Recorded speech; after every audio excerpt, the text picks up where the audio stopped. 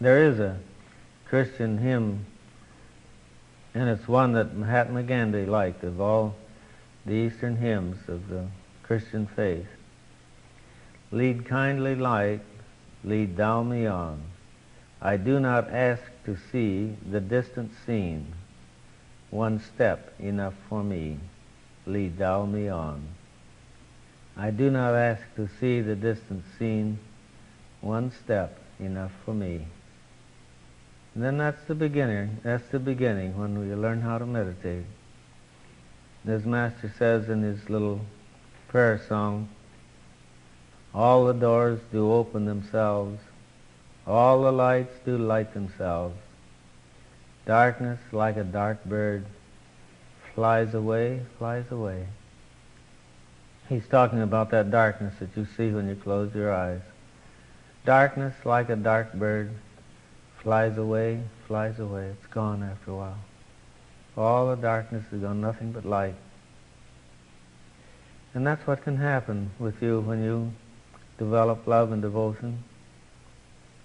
And when you learn how to meditate every day, you will be amazed and surprised that something can work for you inside to take this darkness away, the darkness of the mind. The darkness of the mind is caused by your inner state of restlessness. It's because the mind is in a state of agitation. It's because thoughts and ideas disturb the mind and cause it to seem black when you close your eyes. So when we kill all of our desires, thoughts, and worries, and then the light comes, the darkness passes away. But as long as our minds are insatiate with desire, desire causes the thoughts to come in the mind that makes it dark.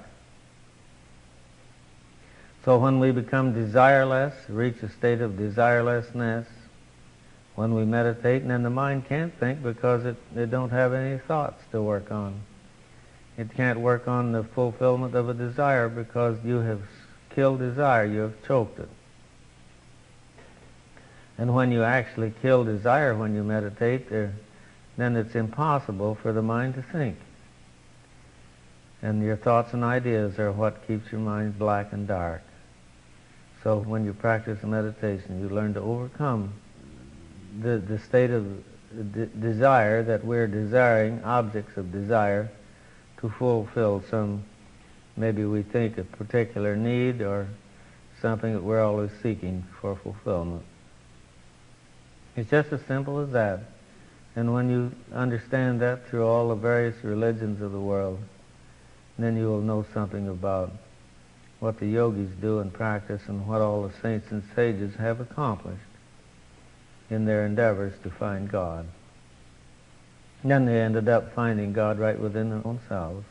They find out, and everyone does find out and will find out, that you yourself, your own nature, is just like God. It's the same thing. There's no difference.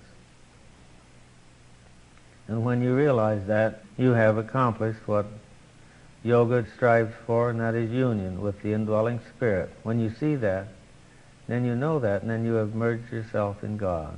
You have become yoked together, united, merged together.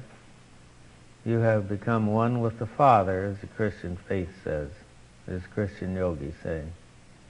Jesus used to say time after time, I and my Father are one. He knew that, he'd realized it, and you can do the same thing. And that's what meditation will help you do. It's what it will produce for you. The Gita says, steadfastly the will must toil thereto, till efforts end in ease, and thought has passed from thinking. Steadfastly the will must toil thereto, till efforts end in ease. When your efforts end in ease, it becomes easy. It becomes easy because you've practiced long and you practice every day, and then it becomes easy. Steadfastly the will, you must make yourself meditate or teach yourself to meditate, because you are above the mind. Your will is above the mind.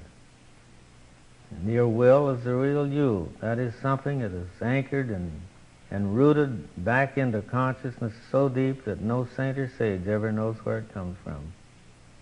The real I in you, where your willpower comes from. So your will can be exercised over your dilemma of being saturated with desire.